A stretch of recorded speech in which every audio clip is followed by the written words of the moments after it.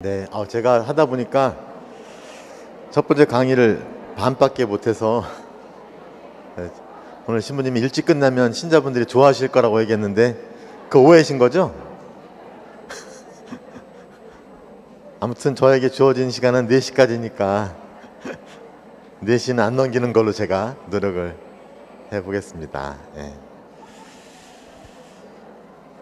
요새 뭐 재밌는 얘기 뭐 있으세요?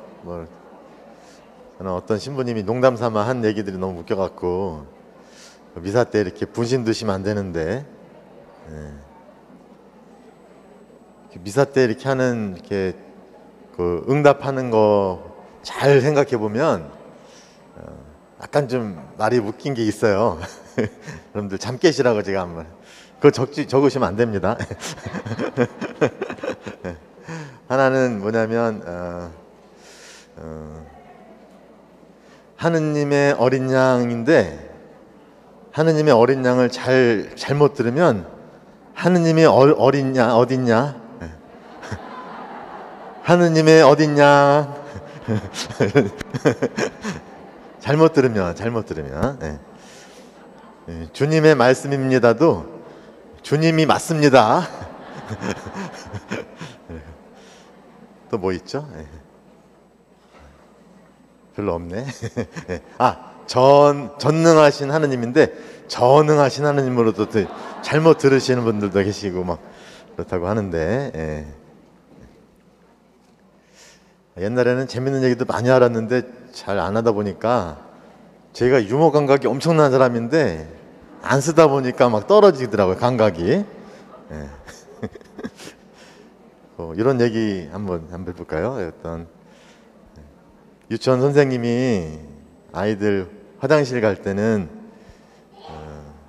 오줌 마렵다고 얘기하지 말고 휘파람 불고 싶다고 얘기해.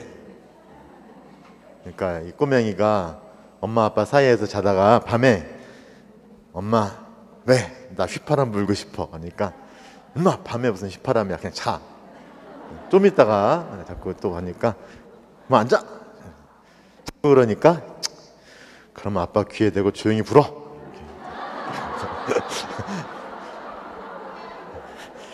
자, 여러분들 잠 깨시라고 들었던 그냥 쓸데없는 말씀드리니까 잊어주시면 되겠습니다. 예. 자, 사실은 다른 데 가서 강의를 하면 시노달리따스부터 시작해요. 여기서부터 시작해요. 그런데 제가 드렸던 공의의 말씀하고 프란치스코 교황님의 말씀이 사실은 이 내용이에요. 그래서 뭐 굳이 오래 말씀을 드릴 필요도 없을 것 같아요. 간단하게만 보시고 다음으로 넘어가면 좋을 것 같은데 뭔 얘기를 했죠?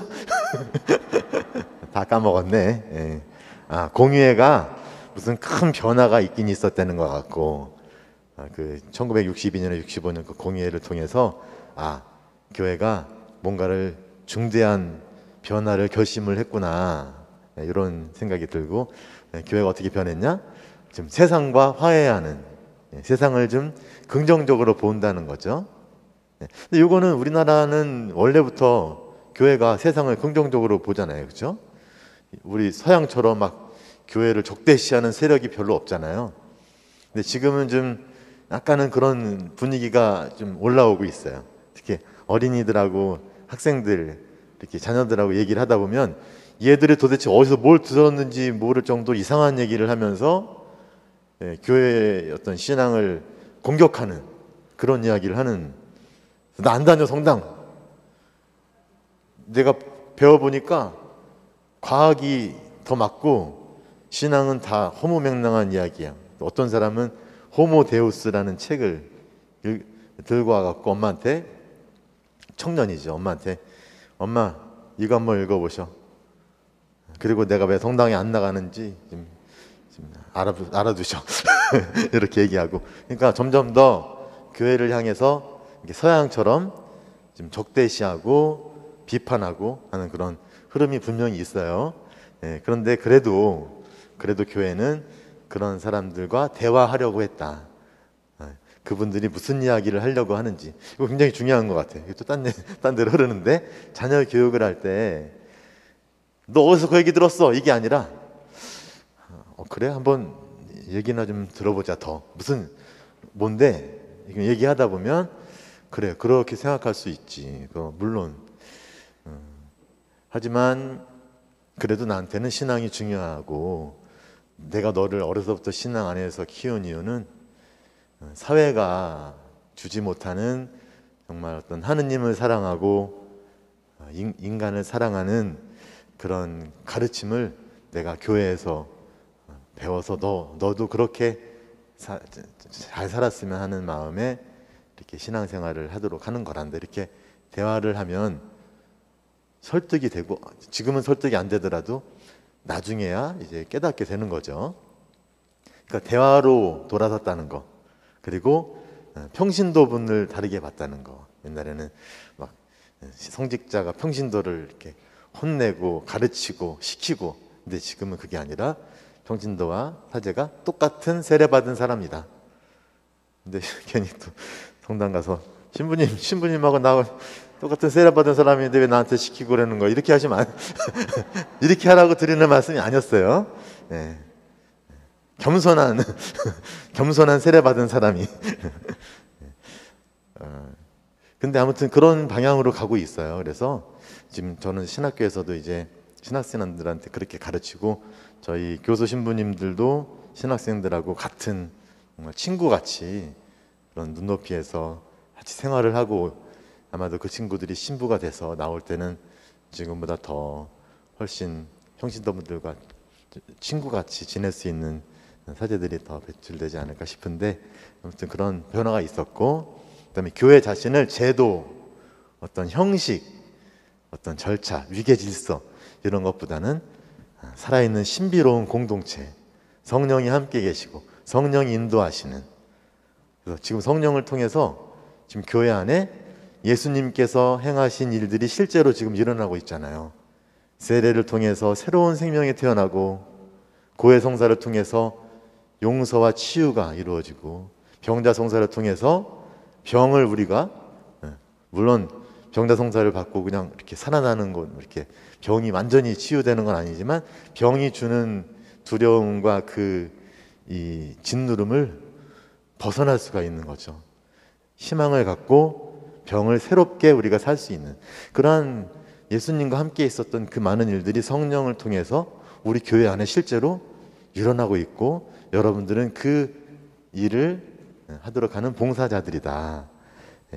또 교황님께서 하신 말씀 중에서 제일 중요했던 건 직무는 봉사다. 직무는 사제만이 아니죠. 여러분들도 봉사 직분이 있으신 거잖아요. 근데 그 봉사가 진짜 봉사한 거예요. 내가 이렇게 뭘 휘두르거나 건의를 갖고 막 좌지우지하거나 막 이러려고 내가 봉사하는 게 아니라 정말 섬기고, 아까 섬김의 권위, 십자가의 힘 이렇게 나왔는데, 그게 교황님 말씀이면서 예수님의 말씀이신 거죠. 그래서 이런 것들이 정신이 사실은 지금 시노달리타스를 통해서 이제 강조되고 있는 것인데, 여기 보시면 모든 구성원이 능동적인 주체가 되어서 참여하는 교회, 특히 여러분들이 사는 방식에서 교회가 어떤 친교다. 교회가 친교, 함께하는, 함께 어울리면서 서로 일치하는, 그게 교회다. 저희 어머니께서 한 4달 전에, 4달 더 됐죠, 5달 됐나? 4달 전에 돌아가셨는데, 어머니가 우리 집안에서는 그래도 신앙을 처음으로 이렇게 하신 분인데, 왜냐하면 저 어렸을 때 저를 성당 유치원에 보내셨어요. 중간에 성당 유치원이 운영이 안 돼서 문을 닫아갖고 저를 다시 감리교회 유치원으로 보내셨는데, 저 어렸을 때 기억나요. 어머니와 아버지하고 이렇게 절에, 4월 초파일에 절에 가서 절도 하고. 근데 어느 날 저희 어머니께서 저를 성당에 보내셨어요. 성당에 가라. 성당에 갔는데 그래서 그러다가 제가 복사되고 또 세례도 먼저 받았어요. 저희 부모님도. 부모님이 세례를 안 받으셨는데 아이를 세례를 줄 수 없다. 그래갖고 제가 어떻게 했냐? 성당 앞에서 떼굴떼굴 굴렀대요. 예. 세례 줄 때까지 내가 안 나가. 그래서 성당에서 굉장히 난색을 표명하면서 부모님을 불러와라. 그래서 부모님하고 약속을 한 거죠.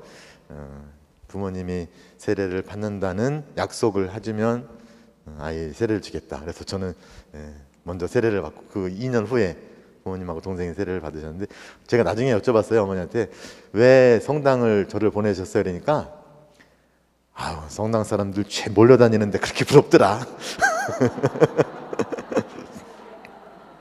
저는 이게 시노드라고 생각합니다. 몰려다녀서 시노드가 아니라 함께 모여서 뭔가를 같이 한다는 거죠. 함께 모여서 같이 하는, 서로 친하고 그 중에는 뭐 지지고 볶고 막 이렇게도 하지만 그래도 딴 데보단 낫다. 딴 데 세속보다는 그래도 성당 사람들이 낫더라.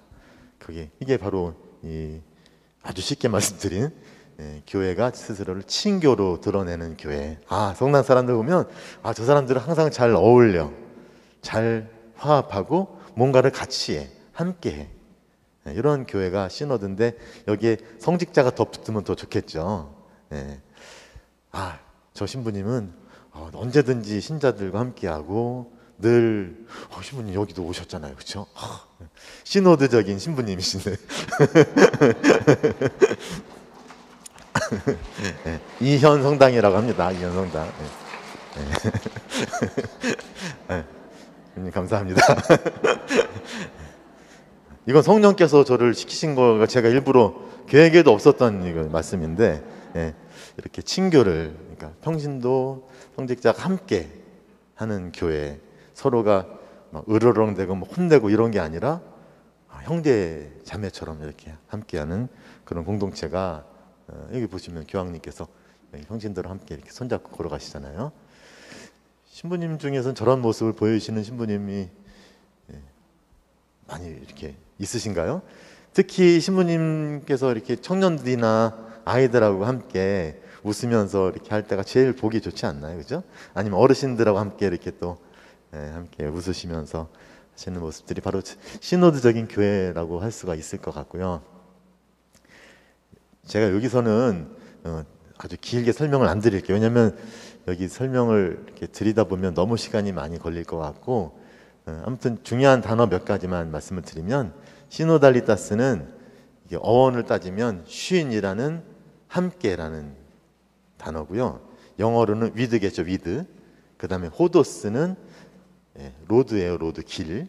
그러니까 신호도스에서 시노두스, 시노달리타스의 어원인데 이거는 함께 걷는 길이라는 거죠. 그러니까 우리는 지금 길 위에 있다는 거예요. 교회가 지금 길 위에 있는 거죠. 어떤 길입니까? 지상 여정을 통해서 하느님 나라로, 물론 지금 하느님 나라가 우리 안에 실현되지만 하느님 나라의 완성으로 지금 우리가 걸어가고 있는 거예요. 근데 그 길을 함께 간다는 거죠. 근데 이거는 교회 처음부터 그러했다. 처음부터 교황님이 계셨고 사제가 있었고 평신도가 아니다. 처음에 다 똑같은 평신도 분들이 계셨고 그 중에는 몇몇 분들에게 특별한 봉사 직분을 맡긴 거죠. 지금하고 그렇게 신분제처럼 구분되지 않았다. 이걸 다시 되찾아야 된다는 그런 말씀입니다. 다 말씀드렸던 거예요. 능동적인 복음화의 주적이다. 친교로 드러낸다. 모든 구성원이 함께 참여한다. 함께 참여한다. 이게 사실은 이게 성전의 충실성이라는 게 뭐냐면 우리가 그렇게 해왔다는 거예요. 교회의 거룩한 전통이거든요. 성전이 거룩한 전통. 교회는 처음부터 그렇게 해왔다. 우리는 지금 이 전통에 충실하려고 하는 것이다. 이게 얘기가 그런 내용이고요. 이 파일은 뭐 원하시면 제가 이렇게 여기 안에 이렇게 굳이 사진 찍으셔도 좋은데 이게 다 받으실 수 있게 하면 좋은데 중간에서 이렇게 도움을 주시면 좋겠는데요. 그래서 저희 저작권 같은 제가 이렇게 특별히 이런 거 없으니까 그래가지고 네, 같이 아니면 반원분들은 같이 공부하셔도 좋아요, 그죠? 약간 길어서 좀 문제긴 하지만 아까 다 그 얘기가 있고 특히 이거의 기원은 삼위일체. 우리 신자들이 친교를 이룬다는 건 그들이 믿는 하느님이 사랑으로 친교를 이루시는 삼위일체이시기 때문인 거죠. 그냥 우리끼리 그냥 그런 게 아니죠. 그 기원이 있어요. 거기서부터 우리가 그 친교를 나누는 그런 것으로 이해를 할 필요가 있다는 것이고요. 그 다음에 성령의 활동으로 인해서 다양한 형태의 선물. 그래서 우리 공동체 안에도 사람의 얼굴이 다 다르고 사람들의 다 다르잖아요. 그 다름이 사실은 은사의 다양성일 수가 있어요.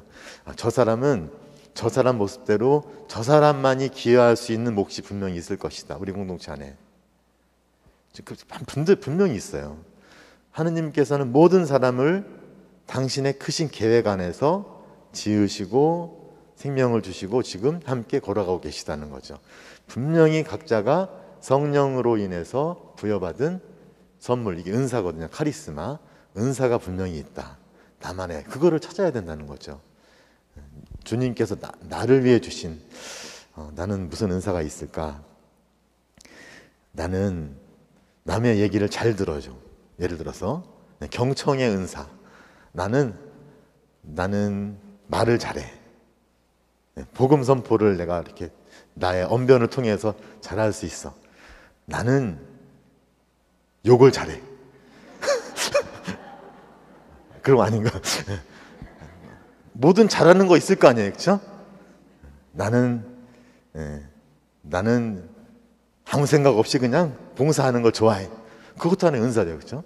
아무튼 사람마다 각자가 걸어온 인생 여정 안에서 갖고 있는 고유한, 또 성령이 주신 고유한 은사가 있고, 특히 이 성찬예, 우리가 미사를 봉헌할 때 미사야말로 시노드 교회가 드러나는 것이다. 사제와 평신도가 함께 어우러져서 미사를 거행하고, 그리고 미사에는 곳곳에 평신도분들이 함께 당신의 역할을, 몫을 수행하면서 미사가 정말로 아름다운 협주곡처럼 이렇게 울려 퍼지게 하는 거죠.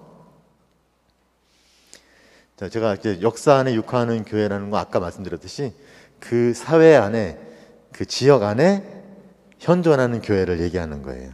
다시 말하면 그 지역 사람들의 상황과 거기서 제기되는 물음들, 이런 걸 함께 들으면서 거기에 응답하려고 하는 그런 교회라고 참 간단하게 말씀을 드릴 수 있는데, 그래서 여기서 좀 필요한 좀 개념들이 바로 식별이라는 거죠. 식별, 사명과 식별, 그리고 경청인데, 예를 들어서 우리 본당에 청소년들에게 신앙 전수를 해야 되는데 지금 사회가 얘들이 제대로 인격적인 성장을 할 수 없는 사회고, 그리고 사교육이라든가 여러 가지로 인해서 신앙생활조차 할 수 없는 상황이다.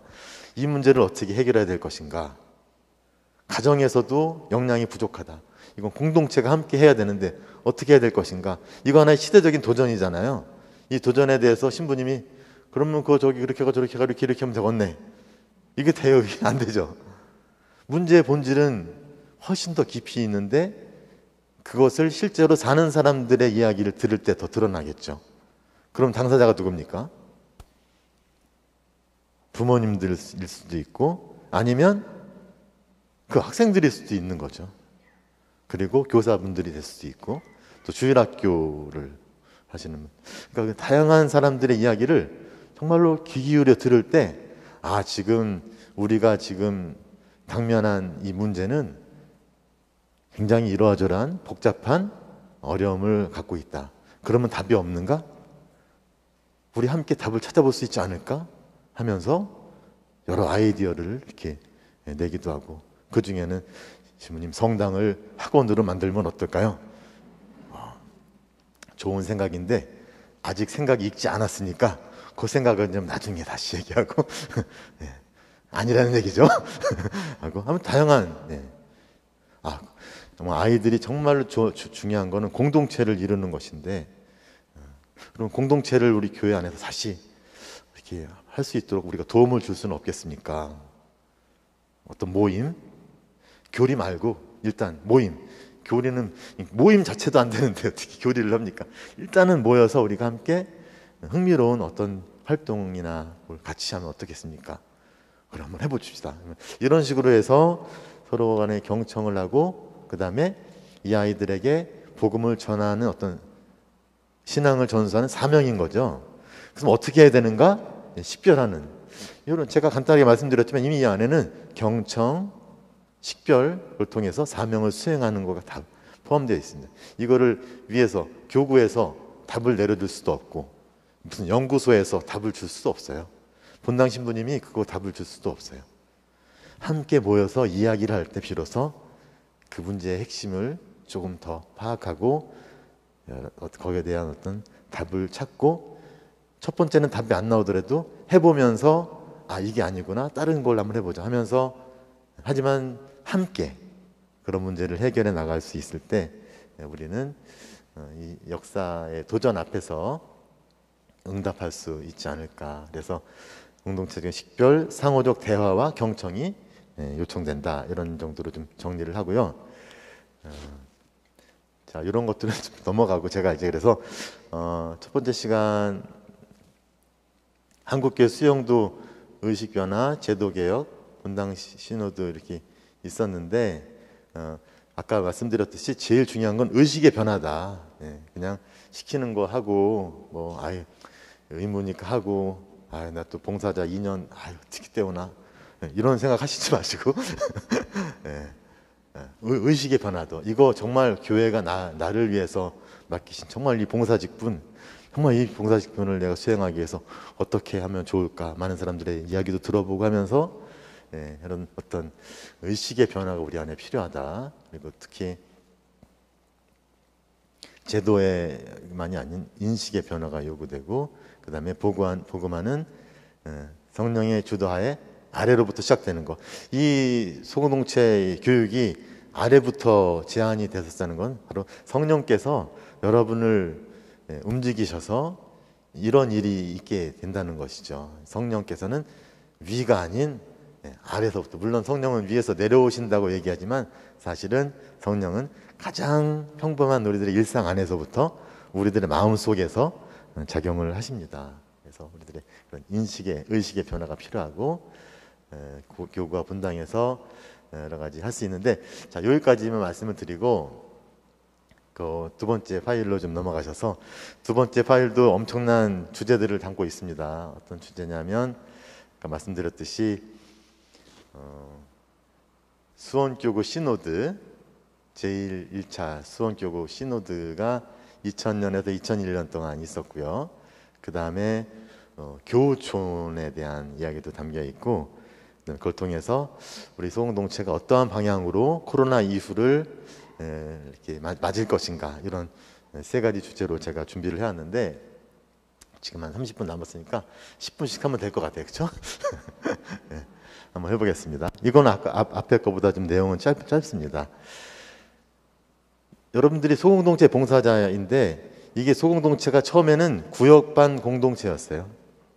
구역반 공동체 활성화가 수원교구 시노드의 두 개 큰 주제 중에 하나였어요. 하나는 구역반 공동체 활성화, 하나는 청소년 신앙생활 활성화.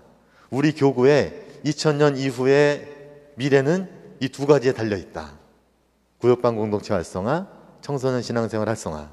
우리 윤 신부님은 청소년 신앙생활 활성화를 위해서 교구에서 오랫동안 또 봉사를 하셨는데, 구역반 공동체 활성화는 의제, 어떤 이 과제가 시노드가 끝나면서 소공동체 활성화 3억으로 바뀌었어요. 근데 구역반 공동체하고 소공동체는 좀 다른데, 지금 이제 우리가 소공동체라는 말을 결정을 했기 때문에 소공동체라는 말을 쓰는데, 그 소공동체가 원래 지향하고 있는 조직은 구역반이고, 그죠? 그래서 구역장 반장이 계신 거예요. 근데 구역장 반장의 그 원 뿌리는 공소 그리고 교우촌인 거죠. 교우촌이 공소가 되고, 공소가 본당으로 편입되면서 지금 이제 구역반 소공동체 이게 생겨난 것이고, 교구 1차 시노드에서는 바로 이 구역반 공동체를 활성화시키는 것이 교회 미래의 핵심이다라고 생각을 했던 거죠. 이건 수원교구민 전체가 함께 그렇게 생각을 모았다고 보시면 좋을 것 같은데, 첫 번째 개최 배경 그리고 문헌이 있어요. 그 최종 문헌이 있는데 그 최종 문헌이 나오기까지 몇 단계를 거쳐요. 제가 이번에 수원신학교에서 국제학술 대회 때 수원교구 그 구역자 공동체 활성화 그 최종 문헌의 그 배경과 그런 이렇게 작성 과정을 지금 연구를 했었는데 굉장히 흥미롭습니다. 그리고 그 이후에 또 추진 사항도 볼 수 있는데, 간단하게만 보면 제덕기 주교님 때 있었던 시노드예요. 2000년, 2001년. 그 이제 대의원 임명식 때 격려사를 어떻게 말씀하셨냐면 교회 쇄신을 말씀하세요. 지금 프란치스코 교황님하고 같은 그런 맥락에서 말씀하시는데, 외적인 구조 개혁이 아니라 근본 사명으로 돌아가서 그 사명을 시대적 맞게 성찰해서 새로운 복음화를 위해서 교회 안과 밖을 늘 선교 사명에 맞게 정화한다는 뜻입니다. 이거 프란치스코 교황님이 하신 말씀이에요. 선교 사명에 맞게 정화한다. 선교를 위해서 교회 전체가 쇄신되어야 된다는 말씀이죠. 제2차 바티칸 공예, 방금 우리 같이 공부했던 내용이죠. 오늘 시대의 교회 구성원의 목소리를 듣고 목소리에 숨겨 있는 신자들의 신앙 감수성, 이제 신앙 감각이죠. 안에서 하나님의 구원 의지를 발견하도록 전 세계 모든 지역에서 용기를 북돋아 주었습니다. 그러니까 아까 제가 이렇게 짚었던 세계 주교 시노드의 흐름을 이제 언급을 하면서 우리 수원 교구에도 그런 시노드가 필요하다, 이런 말씀을 이제 하시는 건데, 거기에서 이제 그 시노드를 개최를 배경하는 데서 이렇게 이런 말씀하십니다. 우리 수원 교구가 1963년 10월에 설립이 됐어요. 설정됐어요. 그러니까 내년이 60주년이죠.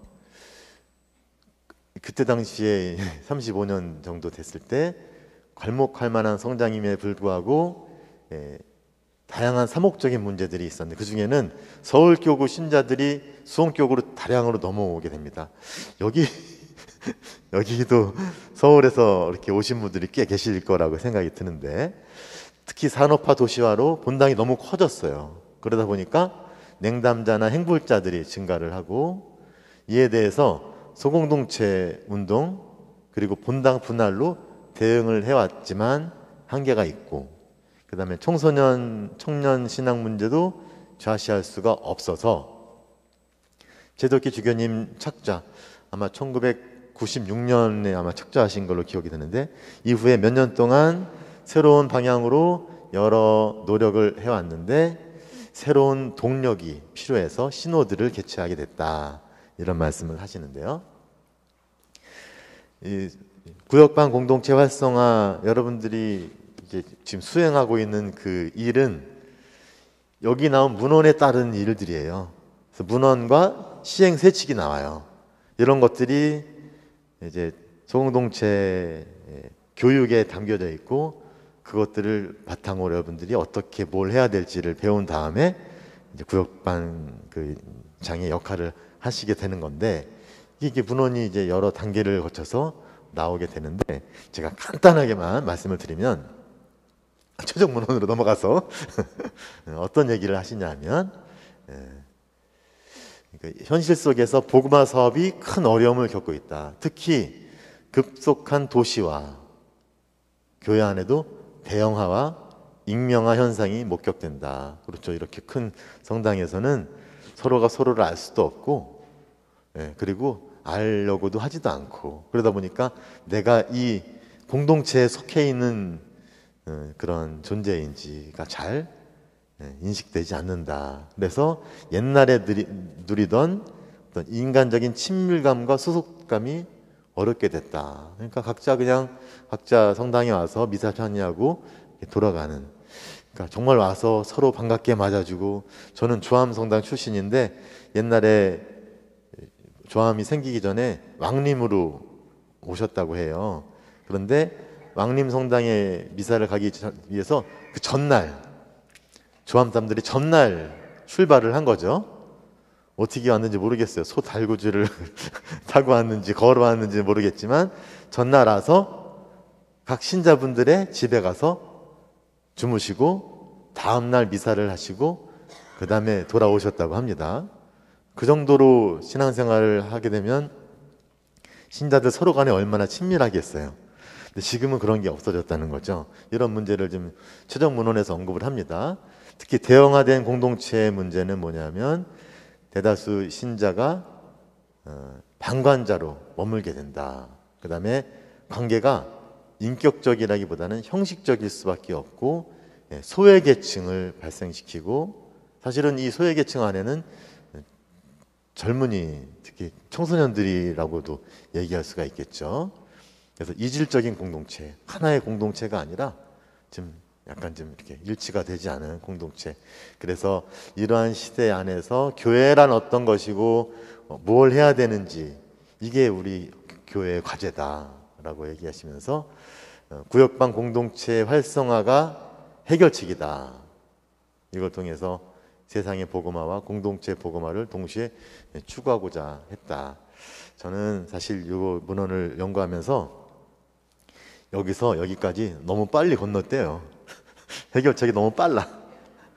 너무 좀 이상적인 부분이 있었어요. 그러다 보니까 소공동체도 잘, 좀 이따가 나오지만 잘 이렇게 원활하게 정착되기가 어려웠고, 그리고 소공동체를 통해서 이러한 원대하고 어려웠던 문제들을 사실 해결하기도 쉽지가 않았죠. 그리고 이 문제를 소공동체에만 떠다 밀어 놓으니까 오히려 더 너무 많은 부담이 소공동체 그 봉사자들에게 가중이 되지 않았나. 이제 앞으로 좀 이런 부분을 좀 변화시킬 필요는 있다는 생각이 드는데, 제가 교구에 없기 때문에 그런 말씀을 드리기는 조심스러운데, 근데 제가 이런 연구를 하면서 뭘 찾아왔냐면 이거예요.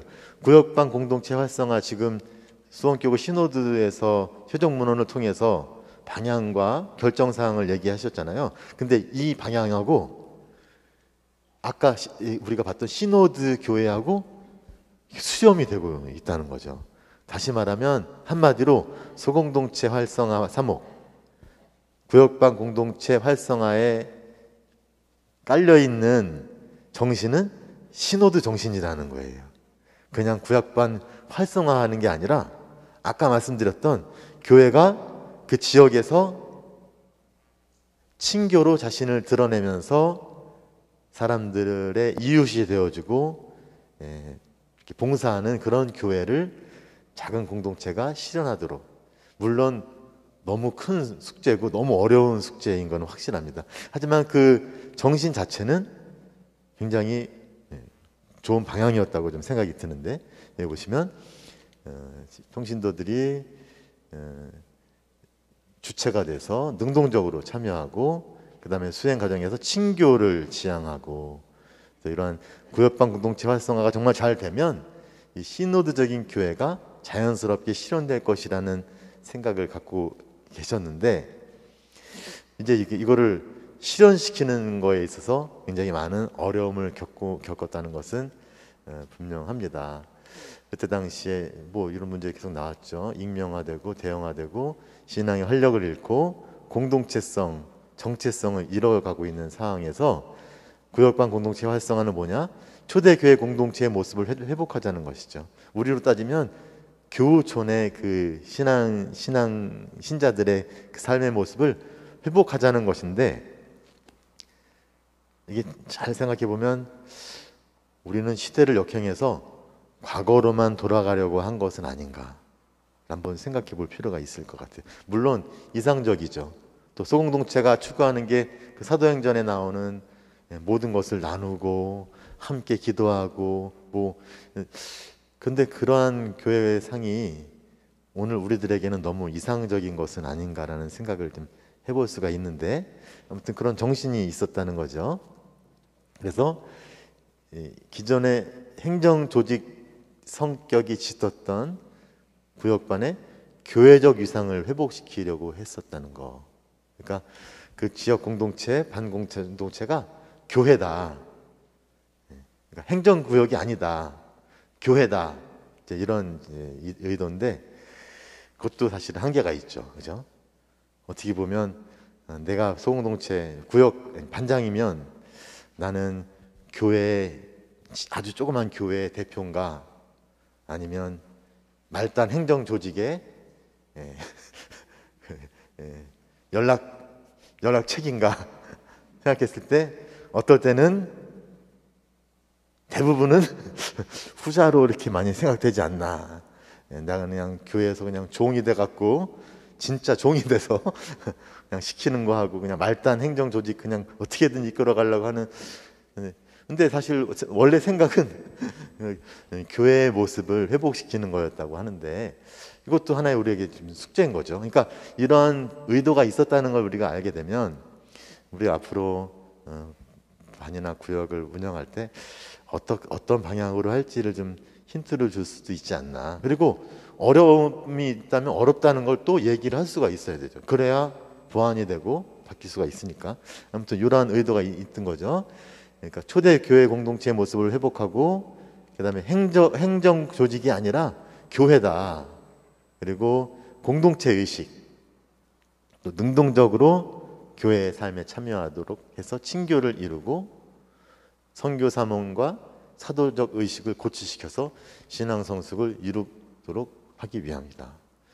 이거 누가 썼어요? 이거 잘 썼네.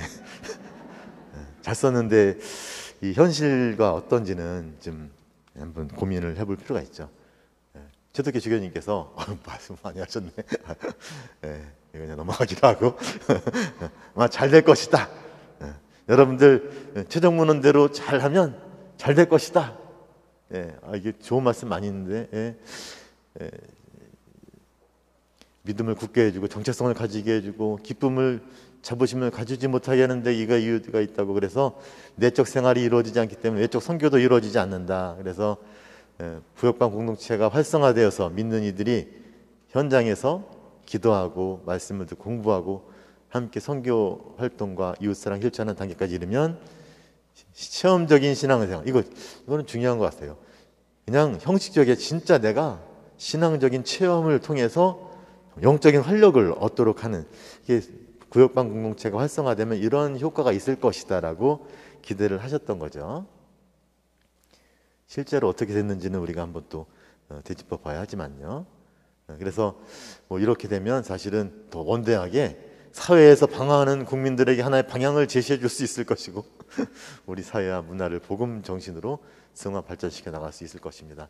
이런 원대한 생각을 갖고 시도들을 폐막을 했는데, 이후에 우리 교구 안에 소공동체부가 신설이 돼서, 이거 없었어요. 근데 신설이 돼서 열심히 활동을 하셨고요. 여기 밑에 보시면 조직화, 의식화. 조직화에서는 본당 사무평의회가 조직이 바뀌었어요. 소공동체위원회 중심으로 바뀌고 하는 여러 가지 그런 게 있었고, 회칙도 개정이 되고 소공동체 중심의 사목구조로 바뀌었죠. 그리고 의식화 차원에서는 이런 대상별로 여러 교육을, 의식화 교육을 실시를 했다. 이게 소공동체 부를 중심으로 이루어졌고, 그런데 이게 참 저희 소원교구의 참 아이러니한 거는 너무나 교구가 커지니까 더는 주교님 혼자서 이걸 할 수가 없으니까 6개 대리구로 나눠서 대리구장님을 중심으로 해서 각 대리구별로 이러한 사목 활동을 이제 원활하게 하려고 했고, 그러다 보니까 교구에 신설되었던 소공동체부가 몇 년 만에 사라지고 각 대리구에서 소공동체 담당하시는 복음학국장 신부님이 그 대리구의 소공동체 사목을 도맡아 하게 되었고, 그게 사실은 굉장히 어려웠죠. 근데 그 와중에 또 6개가 2개로 3개씩 묶여서 2개로 되면서 또 한 번의 이 변화를 겪게 되니까 그야말로 이 시노도스 이후에 이 소공동체부를 중심으로 있었던 이러한 조직화된 그런 교구의 사목 운영이, 소공동체 사목 운영이 지금은 약간은 좀 방향을 새롭게 잡아야 되는 그런 상태에 있다라는 생각이 들고, 그래서 저는 위에서 왜 이렇게 좀 결정과 연구와 결정이 내려서 밑으로 좀 이렇게 전해지지 않을까 이런 생각을 했었는데, 오히려 밑에서부터 뭔가가 이루어지면 더 좋겠다는 생각이 들었습니다. 예, 좀 두고 봐야 될 것 같고요. 2009년에 시노드 끝난 8년 후에 보고서를 보면 대부분의 분당에서 소공동체 중심 사목을 도입을 했는데, 물론 긍정적인 결과는 있다. 몇 가지. 하지만 소공동체 인식이 미비하고 그 다음에 사제들의 지도와 관심이 크게 요천되는 상황이다. 이게 뭐예요? 신부님들이 잘 관심도 없고 잘 도와주지 않는다는 거. 이게 제일 큰 문제였다는 거죠. 그거는 소공동체 사목을 이렇게 준비하고 구상하는 과정에서 사제들의 어떤 회의와 어떤 그런 경청이 원활히 이루어지지 않았던 것도 하나의 우리들에게 지금 남겨진 과제가 아닐까 싶고요.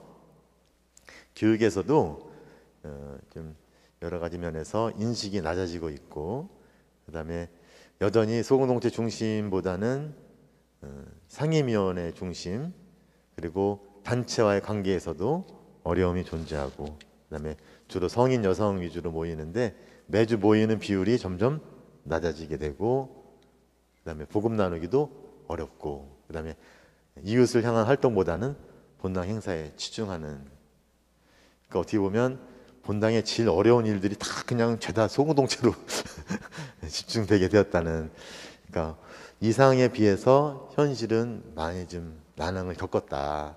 여러분들이 경험하시는 그런 어려움들이 다 이 안에 있지 않나 생각이 드는데, 네, 아무튼 이런 이제 보고서가 있었고, 자, 그래서 저희는 이제 한 15분 남았는데, 저희는 물론 이런 역사도 알아야 되고, 또 소공동체 사목이 시노드 정신과 잘 맞물린다는 것도 확인했는데, 또 그걸 실현시키기는 여전히 어려웠었다라는 걸 좀 확인을 했고, 그거저거 다 떠나서 이제 그럼 어떻게 해야 되는데, 코로나 이후에 지금 나는 반장으로서, 구역장으로서, 지역장으로서 어떻게 해야 될까? 어떤 방향으로 소공동체를 생각해야 될까? 무조건 많이 모으는 게 중요한가? 아니면 매주 뭘 하려고 어떻게 하는 게 좋을까? 이런 생각을 하실 텐데, 그런 생각을 좀 도움을 드리기 위해서 교우촌을 잠깐 이렇게 좀 참조를 하면, 교우촌에서의 평신도, 한국교회에서 평신도, 그다음에 교우촌의 전례 중심적인 생활, 회장의 역할이 있는데, 자, 여러분들 잘 아시겠지만 우리 한국교회는 평신도의 위상이 정말로 높습니다. 지금 사실 지금도 우리 교회를 이끌어가는 분들이 평신도라고 저는 생각을 하는데, 우리 교회는 평신도에 시작됐고, 그 다음에 주무모 신부님이 1794년에 입국하신 다음에 1800년에는 신자 수가 10,000명이 될 정도로 엄청난 그런 폭발적인 증가가 있었고, 그 원동력은 명도의 중심에 평신도 교리교사 양성 및 활동이 있었다. 그 다음에 신해 박해 이후 이게 권지충 윤지충 권상현 그분들 이렇게 진산 사건이 있으면서 이제 박해가 시작되면서 좀 피해서 좀 다른 곳으로 이동하면서 교우촌이 조금씩 생기기 시작했다가, 결정적으로는 신유 박해 때 전국 다위의 교우촌이 형성이 되고, 그리고 이후에 여러 가지 이제 여러 박해들이 있어. 그 중에는 크게 이렇게 4개의 박해가 있었는데, 이 박해 때마다 그야말로 전국에 있는 교우촌들이 거의 와해되거나 뿔뿔이 흩어지게 되고, 그 다음에 다시 회장님들을 중심으로 해서 그 공동체들이 다시 결속이 되고, 그 다음에 선교사들을 이렇게 영입해서 그 공동체를 돌보게 되는 것이죠. 이게 100년 동안 이어진 거예요. 사제가 거의 없었죠.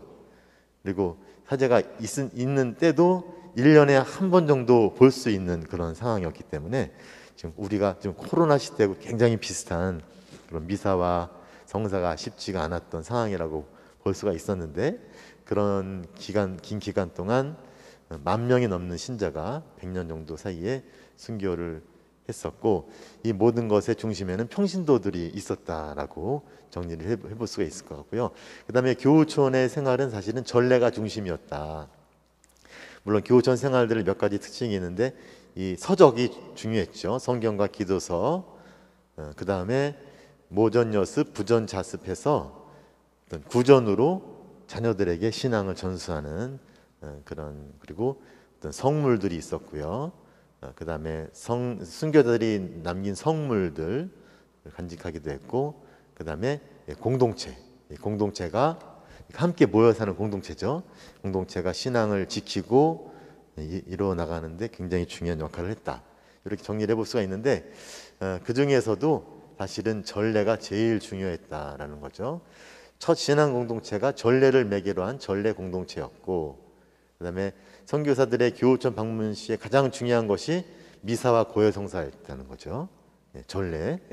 특히 박해 시대 때 교우촌에서 전례 공동체 집회가 있었다.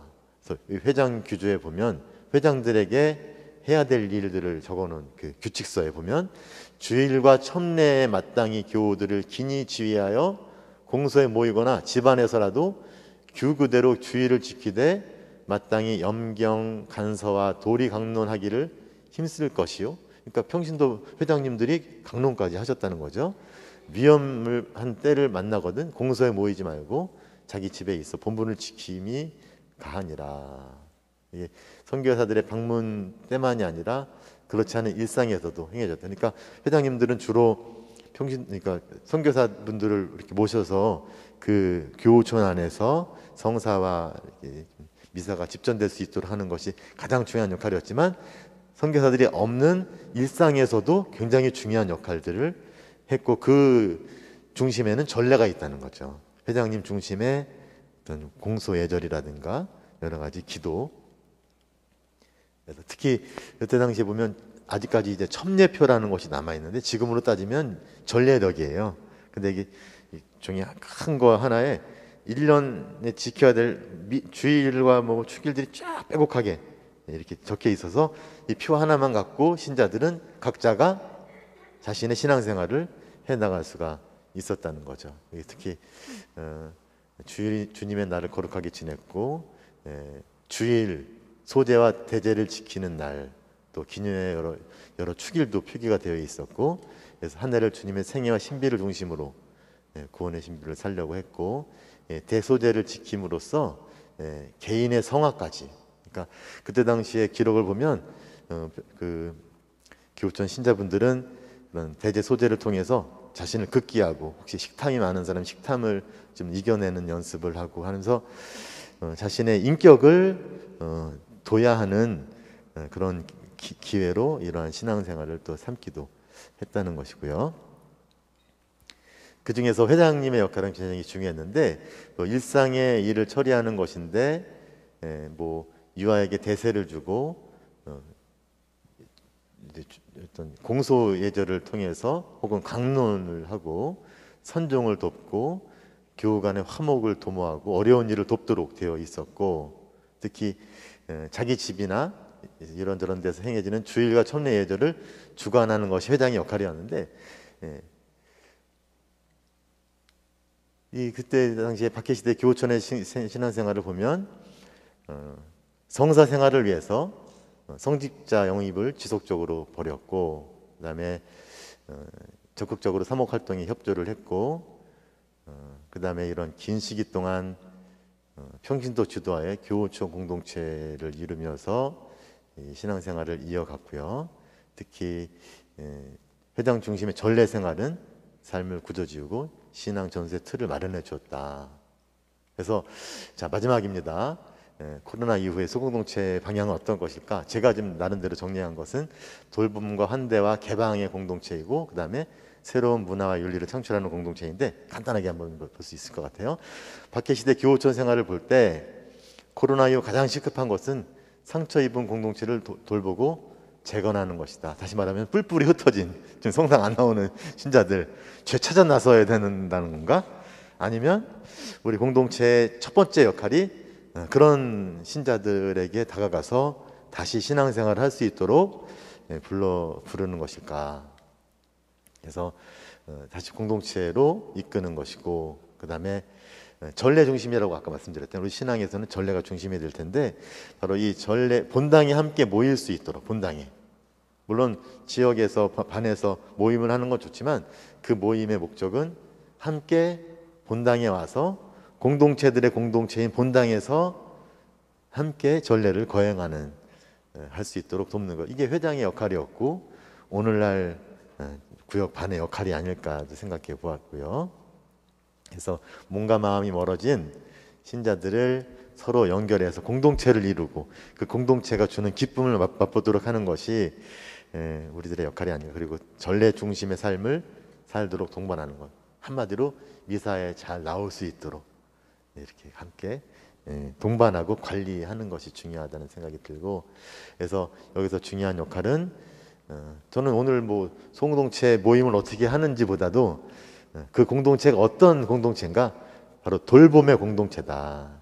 특히 가장 지역 안에 현존하는 공동체니까 그 지역에 사는 신자분들 혹은 비신자분들, 상처 입은 신자들에게 다가가서 함께 지도 지향을 나누는 것만도 굉장히 중요한 역할일 수가 있겠죠. 환대하는 공동체. 우리 교회는 이 환대가 잘 안 되는데, 환대는 이제 굉장히 지금 두 팔 벌려서 환영하고 이렇게 좀 반갑게 맞이하는 공동체인데, 예를 들어서 누군가가 성당에 가서 내가 찾아온 이유를 설명하며 도움을 요청할 때 누가 그 사람에게 도움을 줄 것인가? 아무도 그 사람에게 신경도 안 쓰고 아무도 관심을 두지 않으면 그 사람은 성당에 왔다가 그냥 나가버릴 수밖에 없는 것이죠. 혹시 그 사람 지역에 사는, 함께 사는 사람이 도움을 줄 필요는 없을까? 특히 개방, 우리끼리 재밌게 사는 것보다, 이건 세상 사람들이 사는 삶의 방식이죠. 오히려 개방된 그런 공동체가 되는 것, 더 나아가서 밖으로 향하는 공동체, 오는 사람만 관리하는 것이 아니라 문을 열고 밖으로 나가서 이웃들과 함께 어우러져 사는 공동체가 되기 위해서는 어떻게 해야 될까? 이런 것들이 좀 코로나 이후에 우리들에게 던져진 질문들이 아닐까. 두 번째는 새로운 문화인데요. 지금 사회는 피로 사회죠. 여러분들 잘 아시겠지만 제일 필요한 게 바로 대인관계잖아요. 물론 나에게 맡겨진 과중한 업무, 또 경쟁 사회 안에서 이렇게 생존해 가야 되는 그런 과중한 그런 피로감도 있지만, 특히 이 대인관계에서 오는 어떤 그런 무게. 그래서 우리 교회 안에서는 이런 사회에서 경험하지 못했던 정말로 순수한 관계, 이해관계가 아닌 정말로 그 사람이 그냥 한 사람이기 때문에, 한 신자이기 때문에 정말 나의 형제 자매가 될 수 있는 그런 관계. 그래서 그 사람이 가지고 있는 능력이나 지위, 외모, 경제적인 능력 이런 거 말고 그냥 순수하게 한 사람으로 이렇게 맞이할 수 있는 그런 서로의 품위와 존엄함을 일깨우고 지켜주는 공동체. 제가 여기서 황일강 시몬의 두 개의 천국 이야기에서 힌트를이라고 했는데, 이분은 당시에 1801년에 신유박해 때 순교하신 분인데, 프란치스 교황님이 한국에 오셨을 때 복자품에 오른 124분의 중에 한 분이세요. 근데 이분이 백정 출신이었는데, 이분이 그때 당시 굉장히 천한 신분이었죠. 근데 성당 교훈을 알게 되고 세례를 받고 신앙생활을 더 자유롭게 하기 위해서 저 남쪽으로 내려갔는데, 거기서 만난 교우들이 너무나 이분을 잘 대해줘서 나를 이렇게 점잖게 대해주니, 그분이 점잖게, 얼마나 인간다운 대접을 받았겠어요. 점잖게 나의 천한 신분에도 불구하고 나를 점잖게 대해주니 천국은 죽어서 뿐만이 아니라 이곳에도 있구나. 이 두 개의 천국. 그러니까 그분이 그 공동체에서 경험한 것은 바로 관계인 거죠. 나를 정말로 있는 그 모습 그대로 받아주는 공동체에서 정말 나는 천국을 경험했다라고 이렇게 얘기하신 것처럼 이게 힌트가 되지 않을까. 우리들의 공동체는 이런 어떤 서로의 품위와 존엄함을 일깨워주고 지켜주는 공동체, 또 그러한 관계를 유지할 수 있도록 우리 공동체 안에서 어떤 규칙, 어떤 실천 이런 것들이 좀 마련이 되면 누가 우리 공동체에 들어와도 황일강 시몬께서 느끼시는 것처럼 어떤 그런 따뜻함, 어떤 가족과 같은 그런 친밀함을 느낄 수 있지 않을까. 그게 코로나 이후에 소공동체가 먼저 생각해 보아야 할 방향이 아닐까라는 생각을 좀 해보았습니다. 서로를 섬기고 아무것도 아닌 내가 받아들여졌기 때문에 세상과는 다른 관계를 배우고 그다음에 나 자신을 하느님의 사랑받는 소중한 존재로 경험하는 곳, 그게 바로 공동체라는 거죠. 아까 구역방 공동체 활성화를 통해서 초대교회로 돌아가자는 게 사실은 이 내용이 아닌가 싶습니다.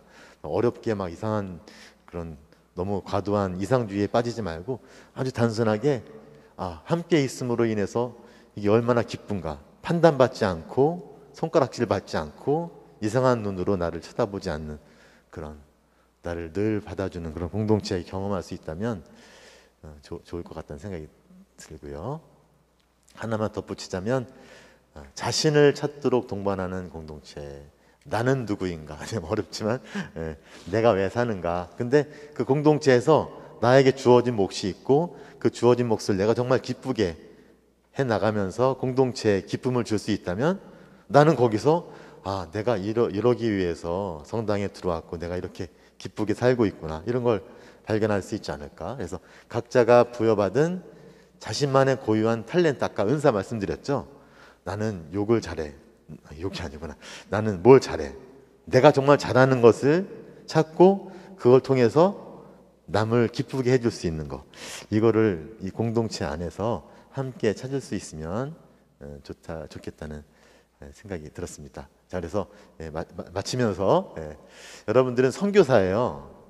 봉사자이면서 주님의 파견을 받은 선교사, 그 지역, 그 반, 바로 그곳에서 여러분들을 보내신 그 분의 사명을 수행하는 선교사인데, 이 올리비에 주교님이라는 분이 하신 말씀, 선교란 그곳 풍경의 일부가 되는 것입니다. 여러분들이 파견된 그곳에서 만나는 사람들과 함께 누가 봐도 너무나 자연스러운 사람이 되는 것, 다시 말하면 그 모든 사람들과 이웃이 될 수 있는, 친구가 될 수 있는 사람이겠죠.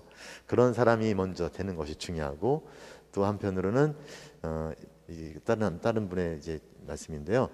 누가 물어봤대요. 어떤 농부한테 당신은 어떤 날이 제일 좋습니까? 했더니 나는 그날의 날씨가 제일 좋습니다. 다시 말하면 모든 신자는 내가 사는 곳이 바로 주님께서 나를 파견하신 곳이다.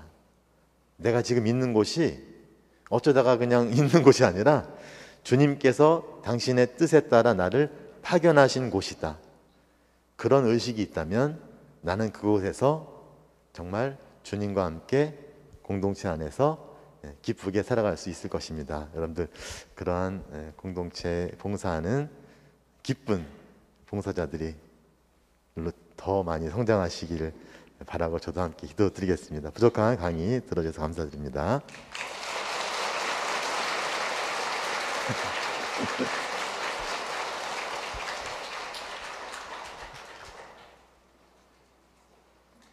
마친 기도를 하시는 거죠, 그죠?